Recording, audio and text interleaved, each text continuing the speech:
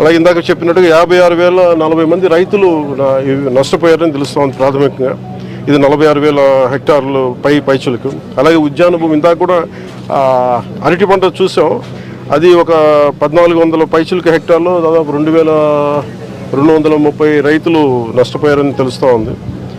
ఒక దెబ్బతిన్నీళ్ళు ఒక 39, పాక్షిక దెబ్బతిన్న 489. సో వీటన్నిటికీ కూడా ఏమైతే మనకి ఏమైతే సహాయం అందించాలో ఖచ్చితంగా బట్టి అందిస్తాం.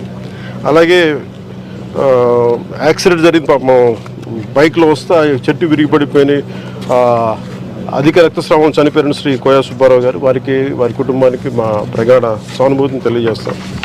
అలాగే పునరావాస కేంద్రాల్లో ఉన్న వాళ్ళందరికీ కూడా 25 కేజీల బియ్యాన్ని మత్స్యకారులు, చేనేతలకు ప్రత్యేకించి 50 కేజీల బియ్యం వాళ్ళని ముఖ్యమంత్రి గారి ఆధ్వర్యంలో నిర్ణయించింది.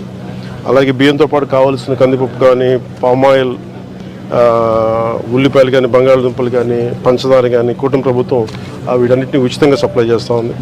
అలాగే శిబిరాల్లో ఉన్న వారికి ఇళ్లకు వెళ్లే ముందు ఒక్కొక్కరికి 1000 రూపాయల చొప్పున ఇస్తా ఉన్నాం. ఒక్కొక్క కుటుంబానికి గరిష్టంగా 3,000 చెల్లిస్తా ఉన్నాం.